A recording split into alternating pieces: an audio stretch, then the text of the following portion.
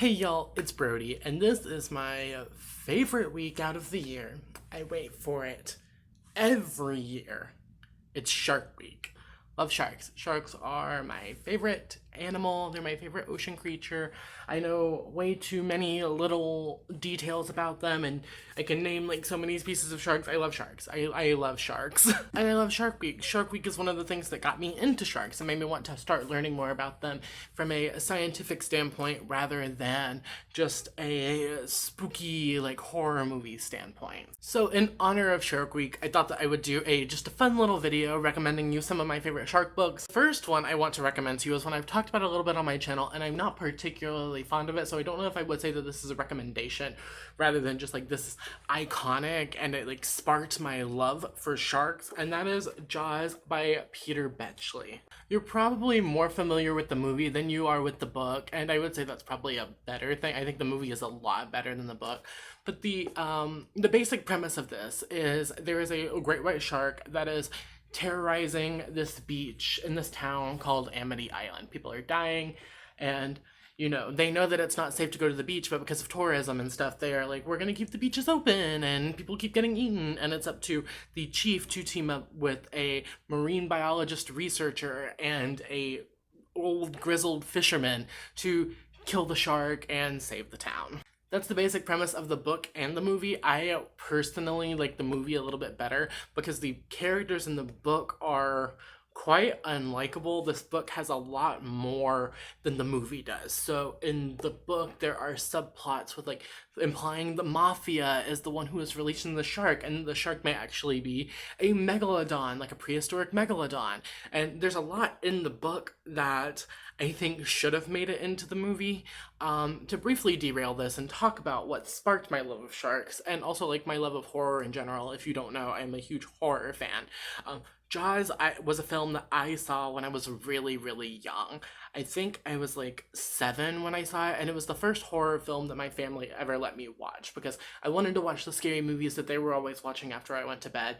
And my mom was like, okay, Jaws it's tame enough. It's not got a lot of sex or gore or violence. It's a lot of like tension and, suspense, and it just hooked me. That scene of the estuary is like forever ingrained in my memory. Chrissy's screaming at the beginning when she's going swimming. The guy's head floating out of the boat. There's so much of Jaws that was so formative to who I am as an adult. It sparked my love of sharks. It sparked my love of horror. It made me never want to take a bath again. At age 7, I promptly switched from baths to showers because I was scared the shark was going to get me in my bathtub. It's just like a lot of uncomfy stuff in the book. It's definitely very dated. It's not one that I would go out of my way to recommend, but I do think that it is iconic, and you can't really have a conversation about shark literature without talking about Jaws. That said, do I recommend this book?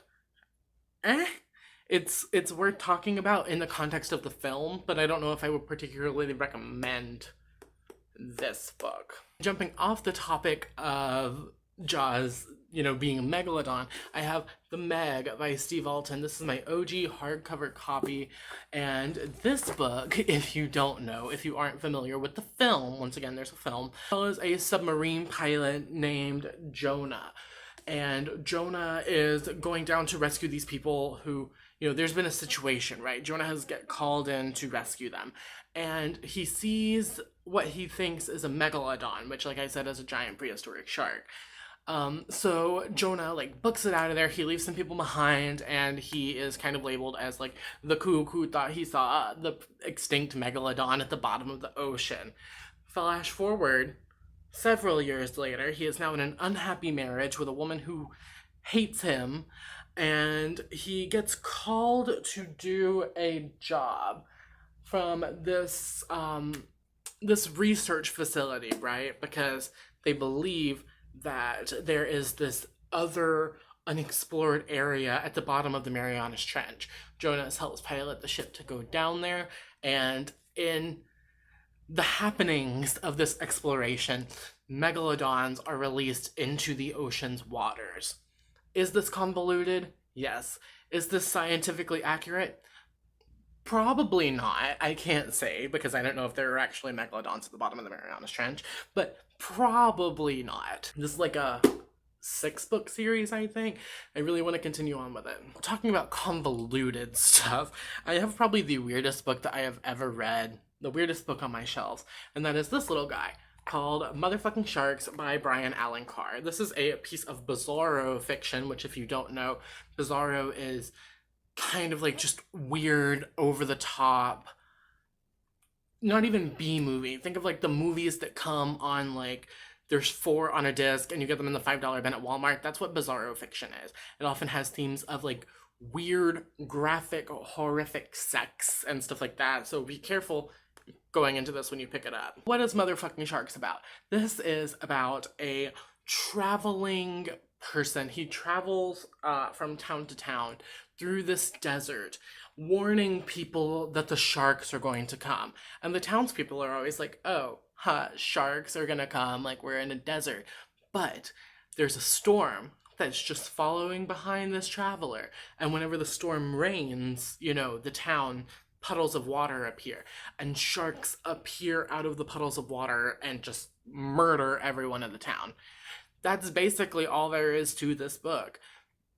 It's so convoluted and so weird, and it was the first piece of bizarro fiction that I ever picked up. If you're looking to get more into bizarro, I would recommend it. It definitely sparked my interest. However, if you are sensitive to certain topics, I can't remember everything that's in here, but like I said, graphic sex and body horror and gore and violence and stuff like that are huge parts of bizarro fiction. They're kind of what makes the genre. Would definitely recommend checking trigger warnings for everything, because all that stuff that I mentioned is in here. There's like incest and like weird graphic sex and gore and violence and body horror, and just it's so convoluted. Going into something a little softer, a little sweeter, I have The Lion Tender by Kate Allen. This is a middle grade contemporary novel. This follows a girl named Lucy whose mother has passed away. She was a marine biologist and she was always following the sharks. You know, wherever the sharks went, her mother would follow. And then on a boat trip one day doing research, her mother suddenly passed away. But one day, Lucy finds out that a great white shark has washed up on the beach, and she goes there.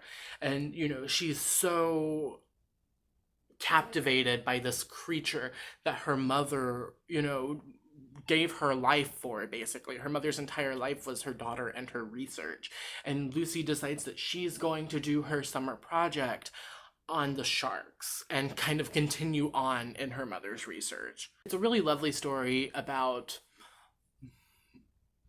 letting go and moving on while still honoring and remembering people. I'm going to show you the art in this right quick. Each chapter header is a shark, like a different sketch of a shark. Can you see? It's got all kinds of sharks. That's what I appreciate.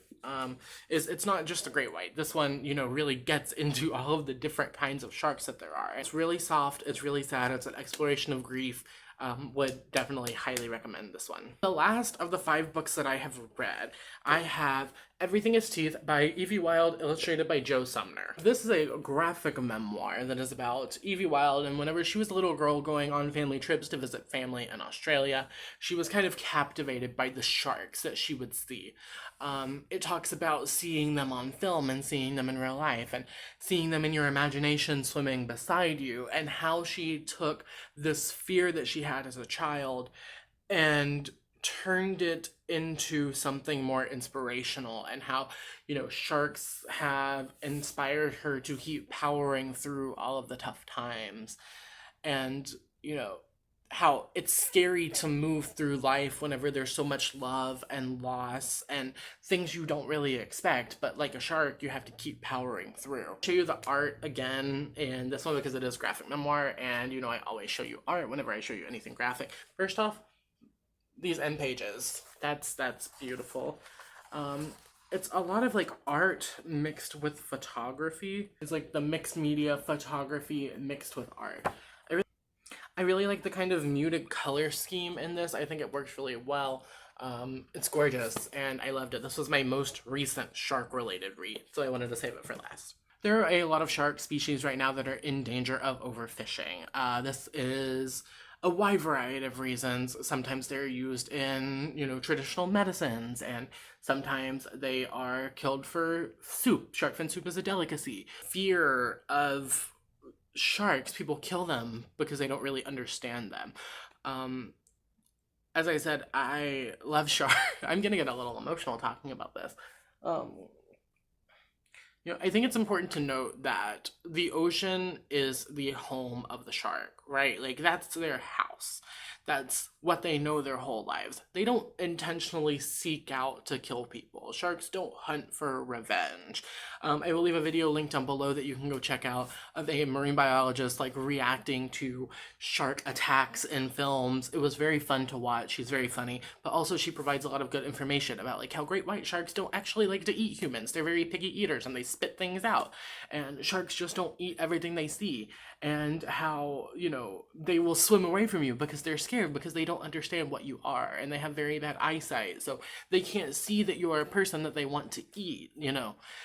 There's a huge stigma around sharks and shark attacks, and I hate that. I genuinely hate that. So like I said, I will be leaving links down in the description for you to go check out that video, the Wikipedia article about the shark attacks in 1916, as well as places you can go donate, conservation organizations that you can donate to, wildlife organizations that you can donate to, places where you can adopt a shark, or, get cute plushies, or track sharks, or, all of these things, because they are, yes, the apex predators of the ocean, but they are also beautiful creatures. And, we talk about how we don't want to see the world ending as far as like climate change or whatever, or what have you, all of these things that we talk about where it's negatively affecting the planet. Volunteer, donate your time, donate money if you want to, sign petitions, and like I said, adopt a shark, and donate to research facilities, and all of these, really important things, because they're beautiful creatures and I don't want to see them go anywhere. And I hope that we can end this stigma that all sharks are evil. It's fun for a movie, but whenever it's causing, overfishing, like sharks being in danger of being extinct, then that's a problem. Comment question for today. I want to know what your favorite shark movie is.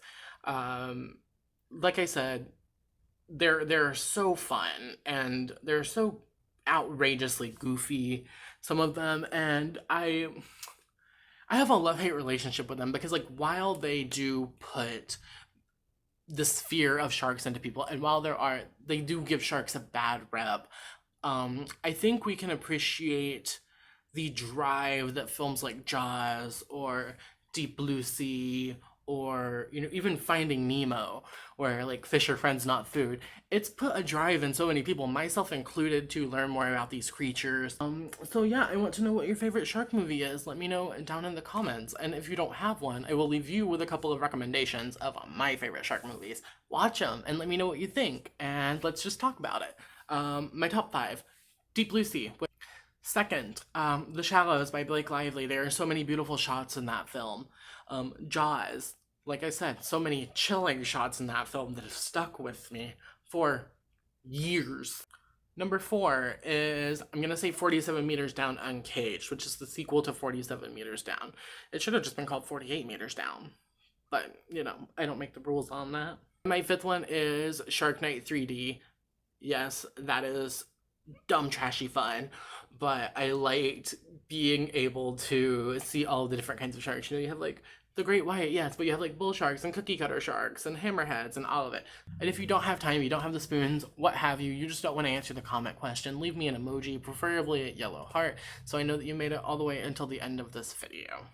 Like I said, sharks are beautiful creatures, and we want to protect them and do what you can. All right. I hope you have a wonderful, whatever it is, whatever you are. Thank you for watching. I will see you next time with another video. Okay.